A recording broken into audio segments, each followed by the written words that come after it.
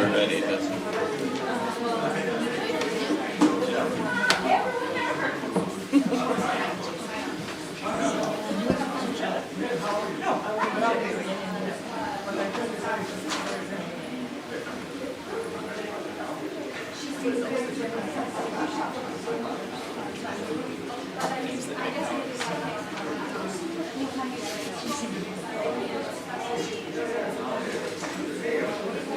She says hello back to you.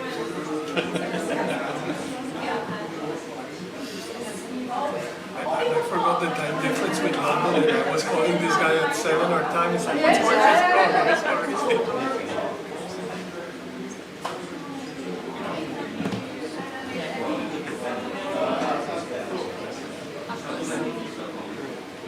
Yes. From the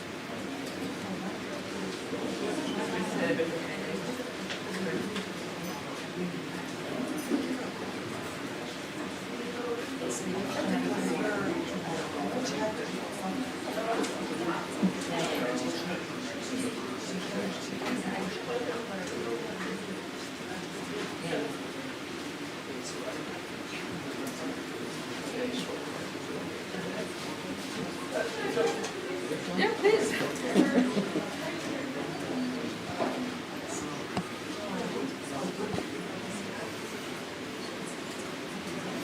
Hello, everyone, and welcome. My name is Mike Strauss. I'm the General Counsel of the EBRD.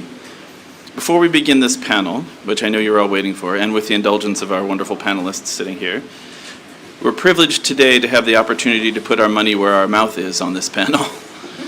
Today, we're briefly joined by Stefan Wenzel, German Parliamentary State Secretary, and of course, EBRD's own President, Odile Renaud-Bassou, to sign an agreement of cooperation between the EBRD and the German Federal Ministry for Economic Affairs and Climate Action. This agreement relates to the climate syndication platform, and through that mechanism will substantially support bringing in private co-investment alongside EBRD's climate projects, something we'll be talking about a lot in the abstract during this panel. So without anything further, given the short time we have, let me welcome Odile and Stefan to please come up, prepare for to speak, and then to sign. Other way around, to sign, then speak? So, whatever you want. Sign and speak, I think. Maybe sign and speak. Sign and speak. So first, we sign. First we sign, then we speak.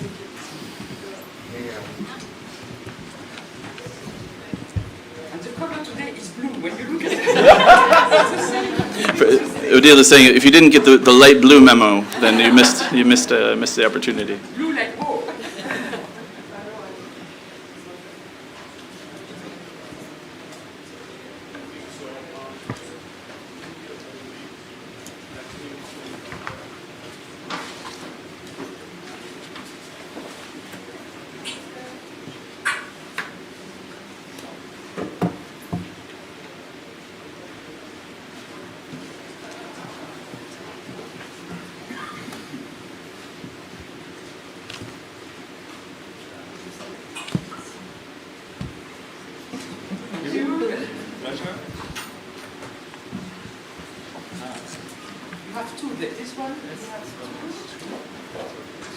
we have 3 signatories.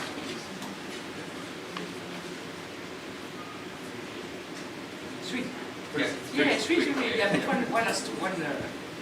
has to, and the other one. You wanted to confuse you. So legal Strauss.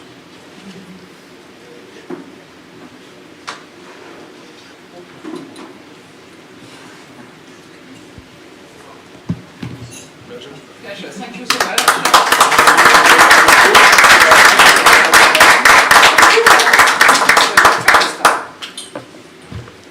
Yes, if you will.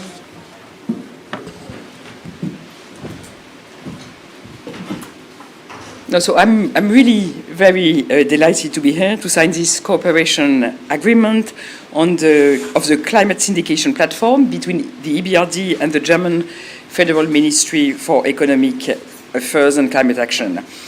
We are really grateful to Germany, one of our main donors in EBRD, for the continued support and strong commitment to climate action. We have a long-standing partnership with Germany.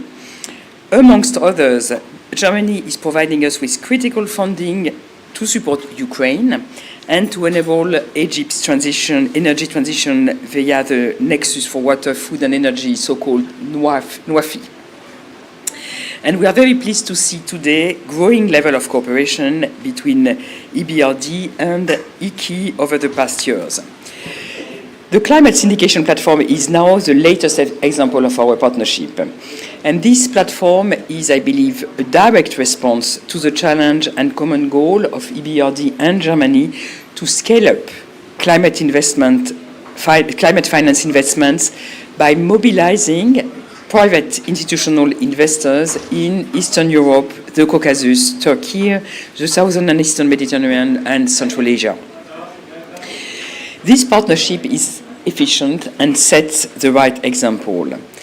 It's efficient because Germany's 30 million euros in guarantees and technical assistance is expected to leverage up to 225 million of climate co-financing from institutional investors over the next 8 years.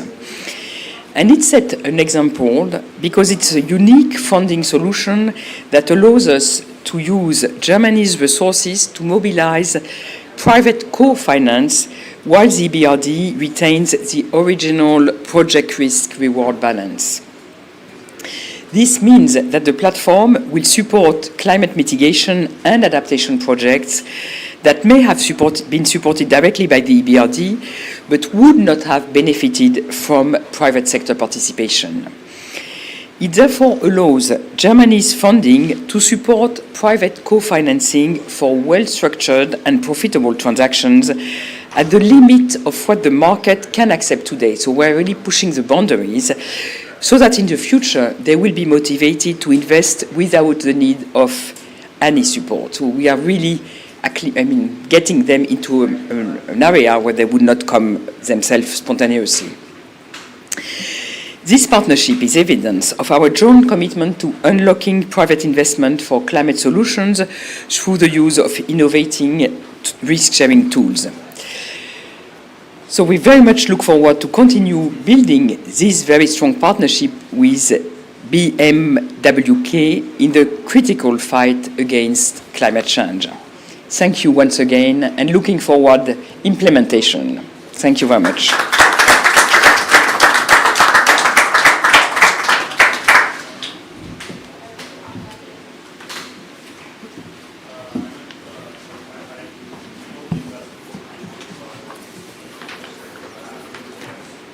Mrs. Renaud-Basso, ladies and gentlemen, excellencies. It's a pleasure for me to be with you for this event, and it's an honor that I have the possibility to sign with you this document. And I think it's a beginning of a new cooperation in this field of financing, and I'm looking forward to the efforts.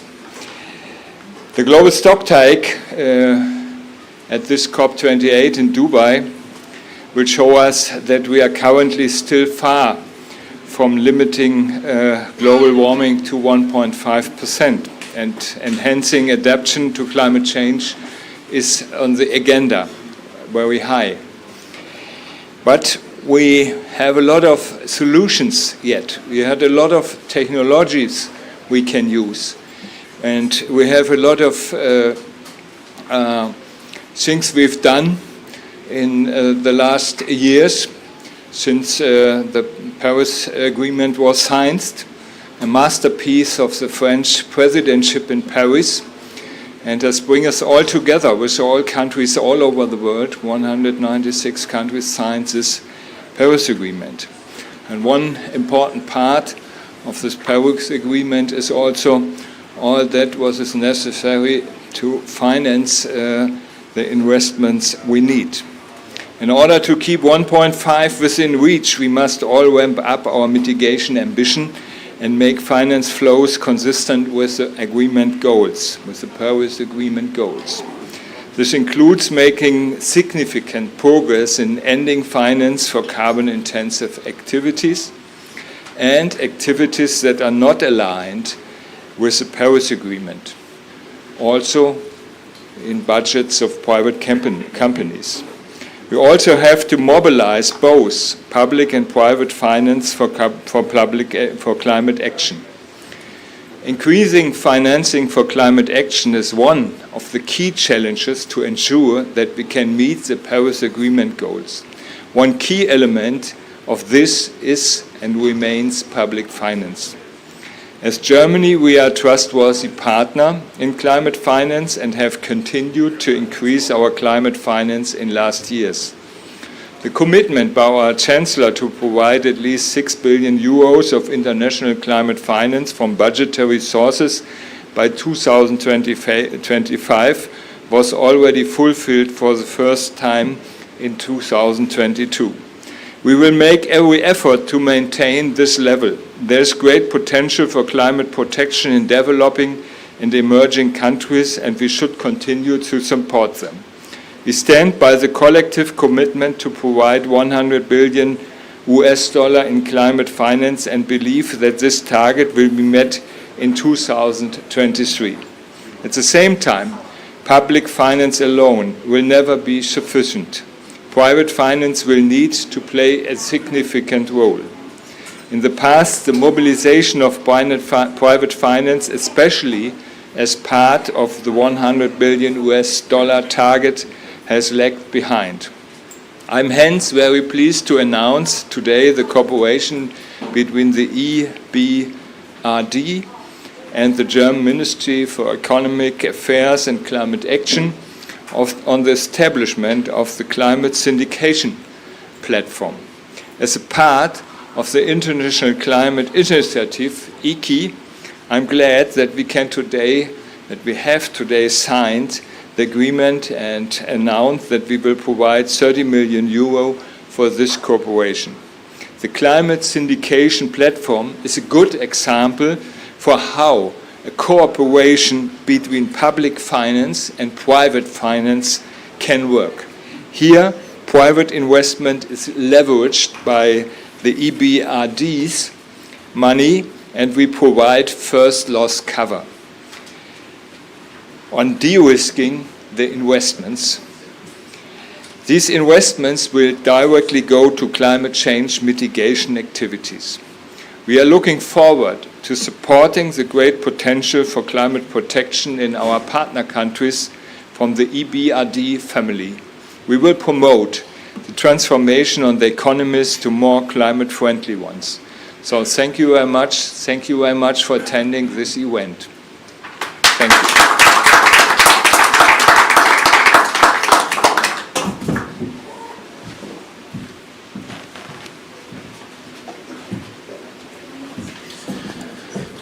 Thank you very much, Mr. Wetzel, and thank you very much, Odile. We really appreciate it. One more round of applause. Let me now invite our panelists to come up to the stage. We just need a minute, sorry. I think you can still come all the way.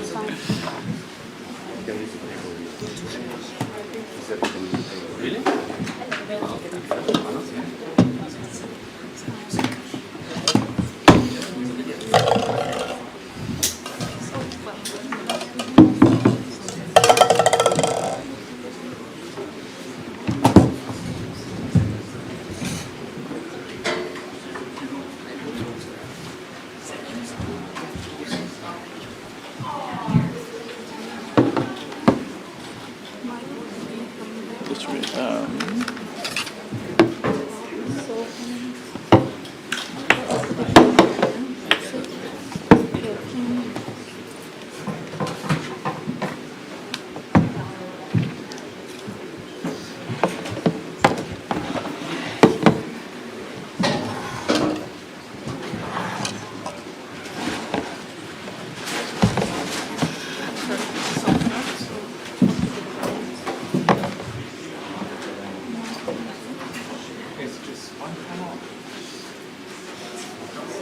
Perfect.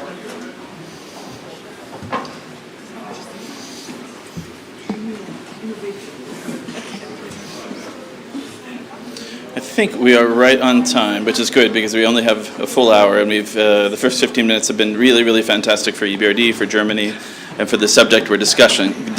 But let me welcome you all, welcome our panelists and guests, and thank you for your patience.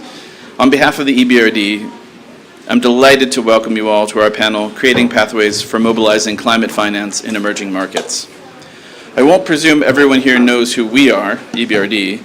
We're a private sector-focused multilateral development bank, originally established in 1991 to drive progress towards market-oriented economies in the former Soviet Union and Eastern Europe. Since the time of our founding, we've expanded our geographic scope, and we've also been committed to development that is environmentally sound and sustainable. And this commitment is particularly relevant in our regions. Many of the economies where we currently operate are highly vulnerable to impacts of climate change. And at the same time, our regions are among the most carbon-intensive in the world. This strong reliance on carbon-intensive energy sources can lead to unsupportive regulatory frameworks and varying levels of political commitment for green transition. Without the proper enabling environment, financial innovation and the flow of capital towards green investment can falter. At the same time, while public finance is surely necessary, it is far from sufficient to meet the Paris Agreement climate goals. To mobilize the trillions of investment we all know is required, strong participation of the private sector is absolutely essential. As part of our missions, the EBRD and other multilateral development banks work with a wide range of stakeholders to leverage capital and steer financial flows towards low-carbon and climate-resilient activities in emerging markets. For example, we support our government clients in their regulatory reform efforts. We design innovative financial products with co-investors. We provide climate finance, and we offer technical assistance to private sector clients to make them more climate resilient, and unlock green finance. This mission is natural to us in many ways, as we MDBs are used to working in challenging economies to bring about systemic and long-lasting change. There are two key areas we recognize as important. The first is mobilization of private capital. We seek persistently to identify what holds back investors from sustainable investment and use our skills, our knowledge, and our funding to break down those barriers. Second, we aid in systemic reform of the economic systems where we operate, supporting the enabling environment that channels not just finance, but entrepreneurial, technical, and managerial resources to address sustainability challenges. The EBRD's own 2022 climate finance for low and middle income countries has risen to $4.3 billion from $3.9 billion in 2019. And in total, EBRD's climate finance for 2022 increased by 35% from 2019 numbers, up to a full total number of $6.8 billion in 2022. Beyond our climate finance contributions, we carefully scrutinize how much money we mobilize in parallel from the private sector. EBRD's total climate private mobilization stood at $10 billion in 2022. We're also already fulfilling a pledge to make at least half of our investments green by 2025. And as of the 1st of January 2023, and this is very important, though I'm sure you've heard it before, EBRD has fully aligned its activities with the mitigation and adaptation goals of the Paris Agreement. As part of our Paris alignment, we engage with our partner financial institutions to help them green their portfolios and mainstream climate risk and climate governance. To support our clients during this transformation, the bank has set up a dedicated advisory donor-funded facility to offer technical assistance, the Corporate Climate Governance Facility. The EBRD combines this support also with policy dialogue focused on systemic reforms through the development of favorable regulatory environments and policy landscapes that create resilient market structures and an enabling environment to mobilize private sector climate finance at scale. Turning to our panelists, Soha El-Turky, who is EBRD's Vice President and Chief Financial Officer, will tell us more about EBRD's work on mobilizing private sector climate finance. Soha leads the EBRD's finance functions, including debt mobilization, operations and service management, strategy, planning and control, and treasury. Before I turn to you, Soha, let me quickly introduce our other distinguished panelists.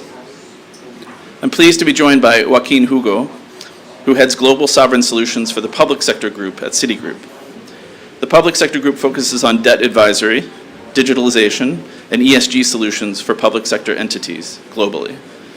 Joaquin has more than 30 years of experience at Citigroup and 35 years of experience in the financial industry. Welcome, Joaquin, and look forward to hearing more about the commercial banks and private investor perspective from you. We also have Dr. Barbara Buchner, Global Managing Director of Climate Policy of the Climate Policy Initiative. For those of you who do not know CPI, it is an analysis and advisory organization with deep expertise in finance and policy. Their mission is to help governments, businesses, and financial institutions drive economic growth while addressing climate change. We're delighted to have you joining the panel, Barbara. Next, we have Jingdong, the Vice Chair of the International Sustainability Standards Board, which is part of the International Financial Reporting Standards Foundation. Jingdong oversees the development and implementation of the ISSB's strategies to support and include stakeholders in emerging and developing economies. He's also a former Vice President and Treasurer of the World Bank. Welcome, very warm welcome to you, Jingdong. And last, but by no means least, we have Dr. Vera Rodenhoff, Deputy Director General for International Cooperation and International Energy Transition of the German Federal Ministry for Economic Affairs and Climate Action. Her responsibilities include managing G7, G20, IEA, IRENA, the Climate Club, I could go on, and many other multi-partner initiatives, aligning financial flows with the Paris Agreement, and the International Climate Initiative, which was funded over 900 projects worth 6 billion euros since 2008. Vera, we're so glad that you've joined us today to share what International Climate Initiative is doing to stimulate private sector climate finance from a policymaker's perspective. So, let me jump right into the questions because we are right on time. I hope we'll stay that way. It's hard with this many wonderful people to work with, but let me jump to you immediately, Soha. What do you think are the key commercial and legal challenges that must be addressed in emerging markets to bridge the estimated $100 billion in annual climate financing gap? Maybe you could start sharing specifically how EBRD's combination of innovative financial instruments and mobilization products, also including technical assistance and policy dialogue, address those key challenges. Let me just check. Hello? Yeah, thanks a lot, Mike, and good morning, everyone. Look, mobilization is at the core of the EBRD mandate, and it's been something we've been working on for a very long time. We continue trying to crowd in different types of investors and innovating and introducing new types of products. We've so far been able to forge very good relationships with some key investor groups, traditionally through commercial banks, through impact investors, more recently, in recent years, through insurers. And those who have been able to bring them into our transactions or markets. We've had more challenges with institutional investors, pension funds, because of some of the challenges that you were asking about, Mike, namely the risk perceptions in our markets, familiarity with the market, the returns in our markets, and comparison to the perceived risk and regulatory challenges. So these are all things that have, that are taken into consideration when we talk to our investors, and we try to resolve some of these issues to bring them on board, because we genuinely believe that we can offer very impactful investments for them with long tenors and a continuous stream of income. Now, we try to do that through a number of channels. First, I'll talk a bit about our products. Now, obviously, traditionally, we mobilize through with co-financing partners, through traditional AB loan structures, which is a form of syndications. But in more recent years, there's been a lot more diversity in terms of the types of products we offer. We have a very important program, which is called the Unfunded Risk Participation Program, in which we bring on insurers into our markets and transactions. That program, we've so far deployed like 3 billion of mobilization through this program. We add anywhere between €500 million and 750 million euros every year to this program. It has allowed insurers to come into our high-impact transactions, but it has also allowed us to mobilize a wider range of structures, including some local currency, which is usually quite difficult with others. We're expanding this program further. We're offering a new pilot that will allow a larger or broader range of investors to come in. We're also looking at other tools. For example, we're considering portfolio mobilization, maybe some form of securitization, which is at the early stages of development. And a couple of other initiatives that we look to are under the category of blended finance. Now, while we're very careful with blended finance when it comes to mobilizing the private sector into our markets, because we do not want to distort the markets, and we want the investors to develop a real understanding of the market. However, in certain structures, in certain industries, it is necessary to bring on new investors. And we have a lot of relationships with donors and experience with blending, which allows us to do this. Let me just bring on two quick examples. We have the through EFSD Plus, which is a first loss guarantee program under the European Commission. We're able to now allocate a portion of these guarantees to our co-financing partners to be able to provide first loss and kind of de-risk part of their exposures. And of course, the initiative that we were here today to sign, EKI, which is also allows us to leverage donor money and partnerships with the public entities to bring in further mobilization into the climate finance space, and thank the German government again for the support on this matter.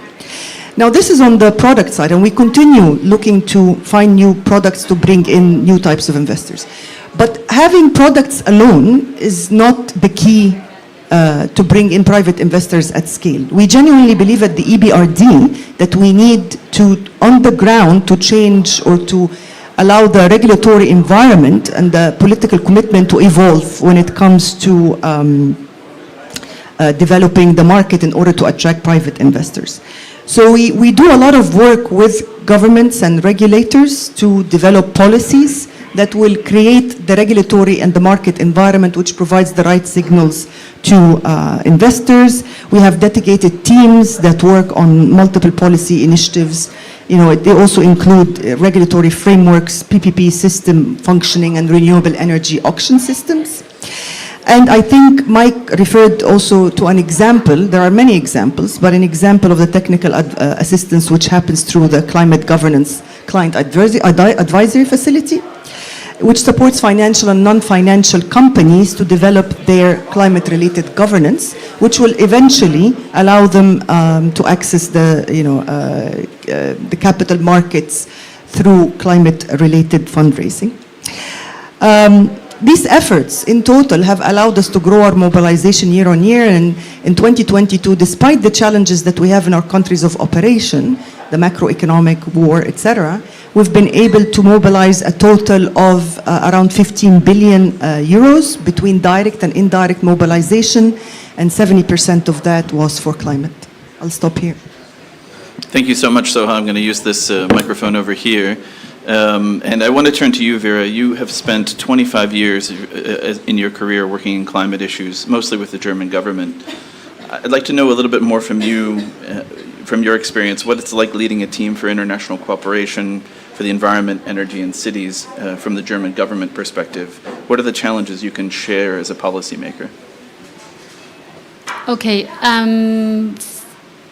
Indeed, I did spend not all of my time working on the city specifically, but a small portion, and now I focus mainly on climate and energy. But over the time, of course, what the focus has changed. In the beginning, it was about convincing the public and some countries and also the business sector and finance that climate change is real, that it's happening. Then it was about, addressing, agreeing on targets and goals and what the different countries and all the different stakeholders need to do. And now we have the Paris Agreement. We have countries know they have to do their national determined contributions. The science is becoming ever clearer, and the crisis is unfortunately becoming ever more urgent. And I think we have some pretty good. We found good ways to support countries also in addressing through policy and regulatory approaches how they can actually come up with the national plans and energy plans that they need. And this is one of the focuses also of the ICI, where we address regulatory frameworks. And now what we see more and more is that we have to mobilize the investments. And so also for us, this is one of our key priority is mobilizing private finance, also aligning the financial flows with Paris. It's one of our key priorities, not just moving away from subsidies, but taking them away from fossil fuels and putting them into renewables and efficiency. At least for the German government, this is the conviction, this is the way we need to go. So that is what has changed. And this is what has brought us here specifically. And we've worked with EBRD also on combinations of capacity building and mobilizing private finance. And to mobilize the finance, we work on the regulatory frameworks. We also work on the project pipeline. We have for example, also on cities, then created a fund that works on that is the City Climate Finance Fund, which is one part of an initiative that we funded at the UN Secretary General's Climate Summit in 2019 that does exactly that. It's called Lucy. The fund, the Pre-Feasibility Project Preparation Fund for cities is the first bit of that. It helps create projects, and then the whole initiatives helps bring these projects to development banks, international ones and also national ones. So we really have seen a shift in what we need to do, and now we are looking at ever more innovative and targeted instruments to address the risks, because the private finance is not moving either to enough at scale, quickly enough to the global south. It's not moving to also adaptation as a topic. It's mainly focused on mitigation. So this is exactly what we're doing here. We're addressing the barriers, the risk of financing in certain countries and also on certain topics, because we know without taking the risk away, we won't get private finance to where it needs to go. And without private finance, we will not be able to address the challenge we're facing to stay below, well below 2 and certainly below 1.5. Thank you so much, Vera. And actually, this is, it's almost as if you set it up perfectly for me to turn to Joaquin. Because Joaquin, I think we all know that, and as Vera has said, that public finance and MDB finance will not be enough to address, not even remotely enough to address the climate crisis from a financing perspective. So institutions like Citibank are precisely where we turn to next to wonder what can the private sector do, what can financiers do, and what can private sector clients do to address that gap. Yeah, so look, I mean, touching a little bit on the complications, if you will, there's a significant regulatory headwind that we face, right? And it comes from two sides, right? When you look at Basel III rules for us to put long-term assets in the books of the banks, you get significantly punishing loss norms, right? The longer you go in terms of tenor. And then the other thing you get is a big requirement for liquidity. Because as a regulator, obviously you want the banks to have liquidity when they face a crisis. So the more you put long-term assets, the more you're punished on having significant amounts of liquidity in the short term. That translates into very, very high cost of capital. So what we are doing in terms of, let me just say one more thing before I go to potential solutions. The other thing is that when we talk to our regulators and our shareholders and stakeholders in general, there is a significant fear of when you go away from investment grade land into lower rated credits, which is replicated at the insurance level, it's replicated, at the pension fund level. So it's not only us, the commercial banks. So what happens is that we have some internal ratios that say, only an X percentage of your balance sheet will go to high yield.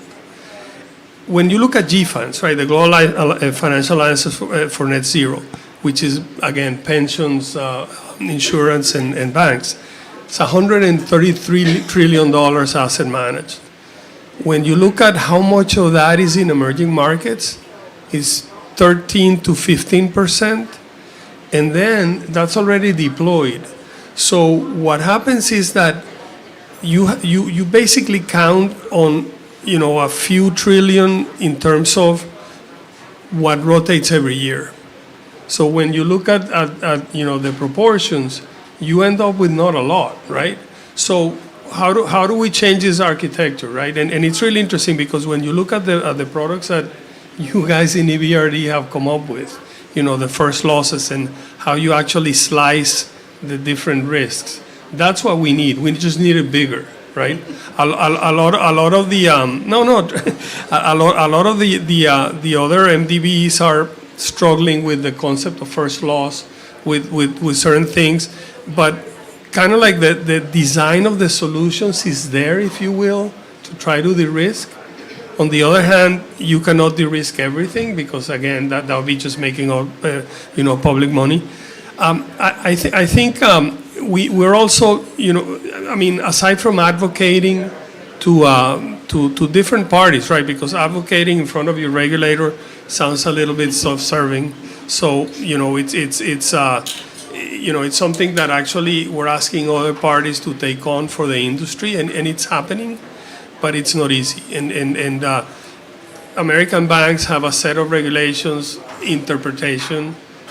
European banks different, Japanese banks different. It's the same regulation, but same different way. Your regulator looks at it. So it's one other thing. And before I finish, this morning we had a panel where Citi announced a very, very large report, 100 and odd pages, on project preparation. Because project preparation, which again you're addressing in the signing today in different things, this is the key. I mean, if you read this report, which I think it's worth doing, there's 1,500 different facilities globally where you can get technical assistance that are not coordinated, obviously, because they're dependent on every donor. So very, very difficult for people to navigate. So there's call it a random process that happens in terms of what gets technical assistance and what's the real prioritization. So think when you're boiling water, right, that at the beginning it's a few bubbles, that's what we have, right? So hopefully, eventually it will boil over and we'll get kind of like that tipping point for significant more private sector. But it is quite an uphill battle and tough, right? I mean, I think we're all here at COP hearing the same message, private sector, and we just have like green shoots of how to do that, but still a lot to go. Joaquin, thanks. This is the first time I've heard the metaphor of boiling being a positive for what we're doing, but I completely agree with you on that point. And really, Barbara, this is precisely what you do. So once again, it's been very well set up for the next speaker. I'd love to hear how you see these challenges that Joaquin has just posed. Yeah, and thank you so much for having me, and a very, very interesting discussion already. I'm not only boiling water, so I'm doing other things as well, but just to say, I think the panelists already have addressed, I think highlighted, including you actually, several of the key issues that at the moment keep private investments flowing into emerging economies. Again, our figures, we do a lot of providing information and data to show basically where the financing gaps are and where money is going.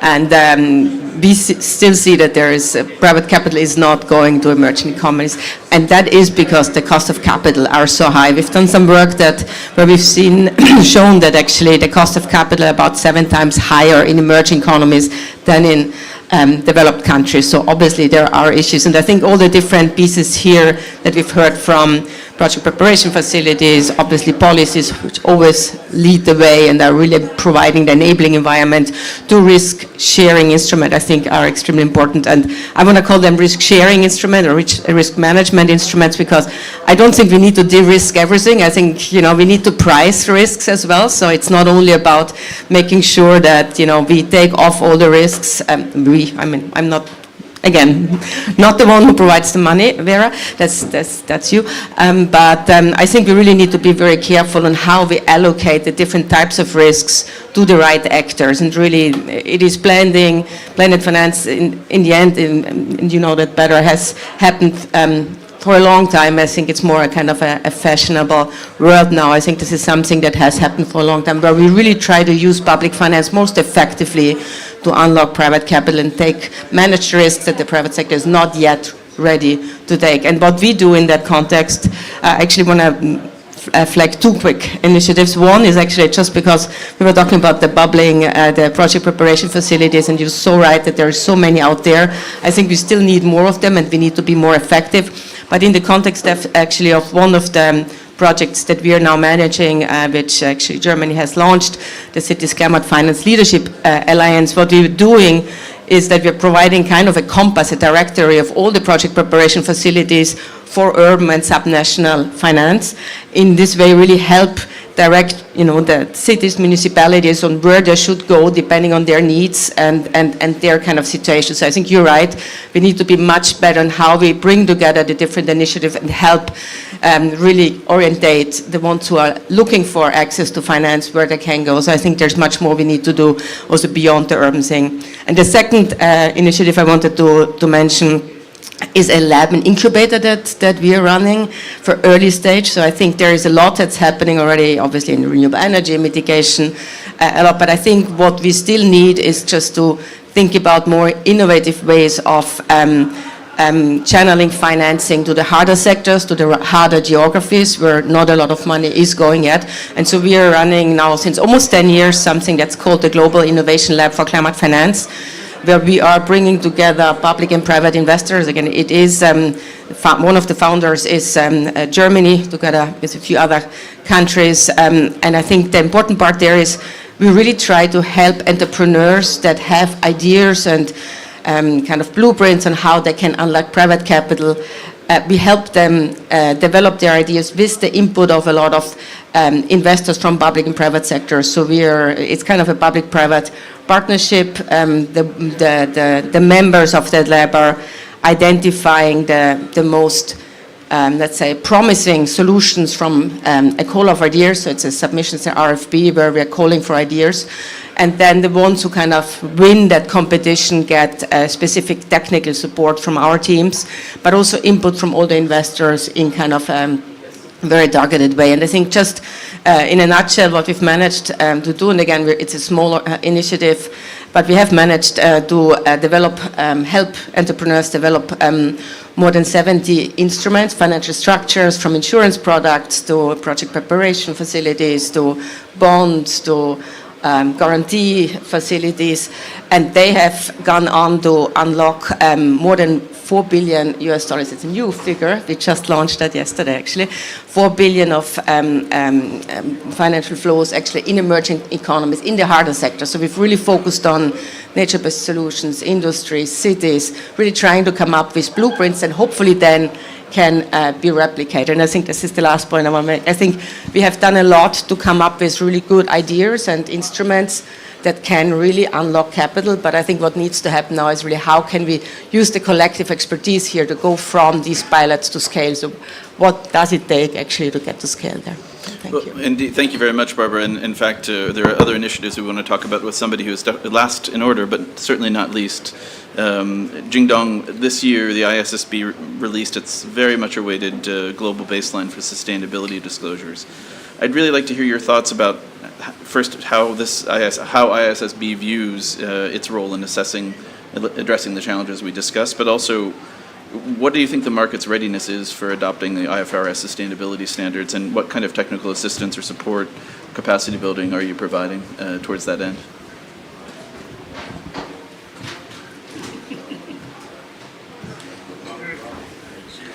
Well, thank you very much for your invitation. Let me congratulate EBRD, Soha, Christian, and the team for the agreement with support from German government to upscale syndication. The former treasurer of IFC, where I also led that syndication platform. This is so important in crowding in private sector, while the public sector is viewed as having skin in the game to go there together. So great job.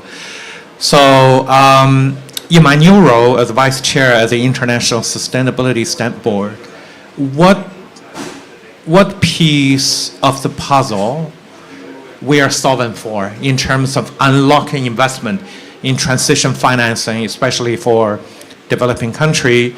I go back to the slogan we use at IFRS Foundation, which now hosts two standard boards.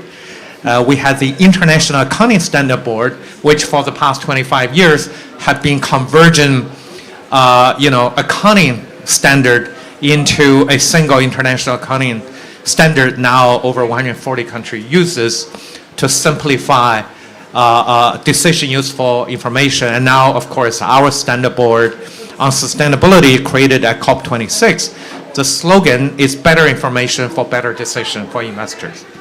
Well, the problem is in emerging market, frontier market, we don't have to talk about better information. There is no information. Therefore, investors cannot make a decision, right? The $400 trillion global savings cannot go to emerging market. As a matter of fact, when I was in IFC, visiting many private enterprises in client countries that overlap with EBRD, many of them have excellent balance sheets and they do well, but they're not reporting under international standard. And of course, there was no sustainability standard to speak of that is mandatory, globally accepted. So I think we are solving a data decision useful information problem, which is critical to unlock that information. That said, over the past 30 years, as we all know, a lot of voluntary ESG reporting requirements have been mushrooming, including in our community, the green bond principle that we helped to shape. Each of these voluntary standard means really well, but cumulatively has created a very confusing alphabetic soup of different requirements. So much so, a global company like Citi, because they operate over 100 countries, right? They probably have to report under several hundred different ESG requirements. The sooner we can converge to a single language, right? The sooner we will be able to give investors that decision useful data points for them to invest. So just very simply, that we were formed at Glasgow with the strong support of G20, G7, the multilateral bank community, including EBRD, Financial Stability Board. And this June, we launched our first two standard. S1 is called General Requirement. It sets out the principle, the methodology, if we talk about language, the grammar, the vocabulary, right, of how you should report decision useful sustainability material risk and opportunity for investors to use. That's what we call S1. S2 is climate. We require companies to disclose climate sustainability risk and opportunity, including scope 1, 2, and 3 emission. A company needs to reveal your transition risk and physical risk, benchmarking towards nationally determined commitment. Many of them end up, align with Paris Agreement. We require a company to do scenario analysis, come up with resilience assessment, right? All of these data points will be critical for investor to say, especially for emerging market countries, okay, now I have the data, I can look at a company, and I can make a decision to invest. And one could say, okay, what if a listed company in a developing country is actually high carbon emission? What happens is that if you are high in carbon emission, that means your valuation is sort of on the low side. An investor will say, I want to come in, help accelerate that carbon transition to net zero, to carbon neutral, and therefore, you can attract investment into emerging market. Not to mention the fact that in developing countries, given the risk premium is so much higher, but a big part of it is perceived risk rather than actual risk, right?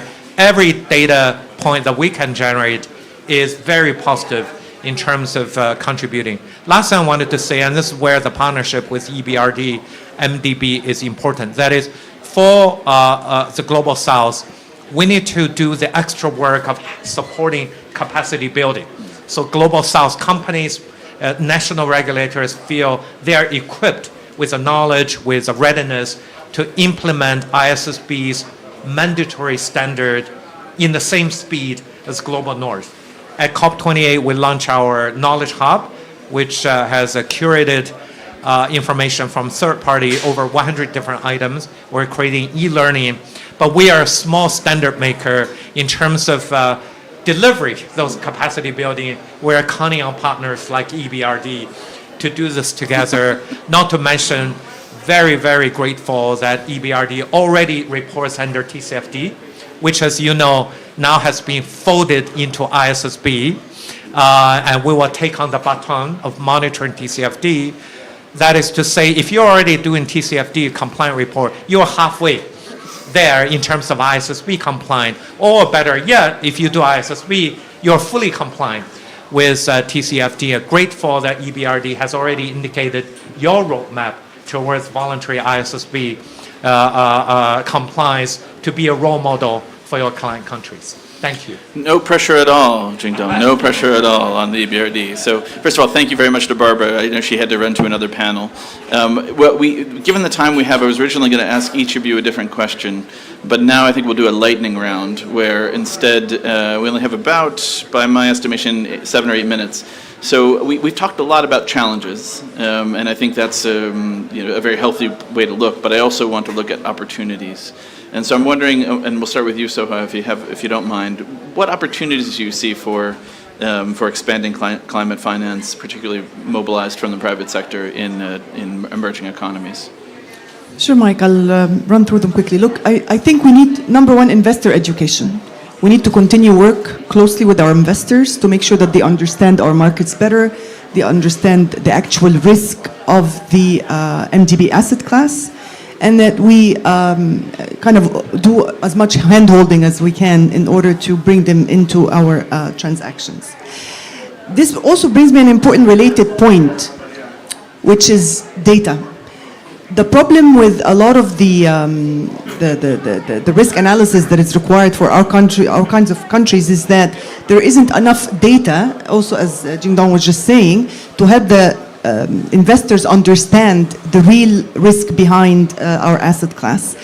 For that, there is a concerted effort by MDBs to share the MDB loans or MDB exposures related data in a way that would help investors better understand the risk-return trade-offs, because normally our asset class performs a lot better than implied by the rating of the countries. Another key thing, and it's something we repeatedly talk about, and I mentioned it earlier, is the working on the fundamentals through policy dialogue. Because we do not believe that the private investments will come at scale until there is a well-established regulatory framework. So it's not about, it has to work hand in hand, or maybe even, you need to kind of kickstart the regulatory work, the political commitment, the right market signals while you work on the products. That is the only way you will actually pave the way for significant inflows later on, where it would lead to a situation where we would not be needed, because the market would have evolved in a certain direction. So we do a lot of that work at a strategic level, and it works best when we combine policy with investments, with technical assistance, working closely with the governments, investors, etc. We've done it repeatedly through multiple kinds of initiatives. Finally, another important thing that we focus on at the EBRD is the development of local currency lending and trying to mobilize also some investors into that type of lending. We're one of the MDBs that are quite focused on this. We do it again through a lot of policy dialogue and reform and technical assistance and capacity building. And we also operate in the markets ourselves. We try to build the right environment to enable local currency lending. And through mobilization, we bring in some investors, insurance companies, through unfunded types of mobilization, but there is more work to be done to find ways to mobilize directly local currency. Thanks so much, Soha. And Joaquin, I'm going to turn to you. You already mentioned that first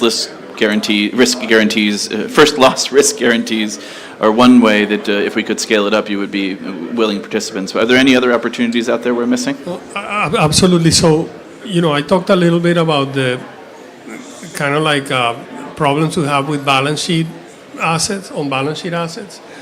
We are excellent at actually capital markets. So we know investors and we know how to do bonds, probably better than anybody else, right? So the secret sauce, I think, in the end, is how we can get this to the institutional investors.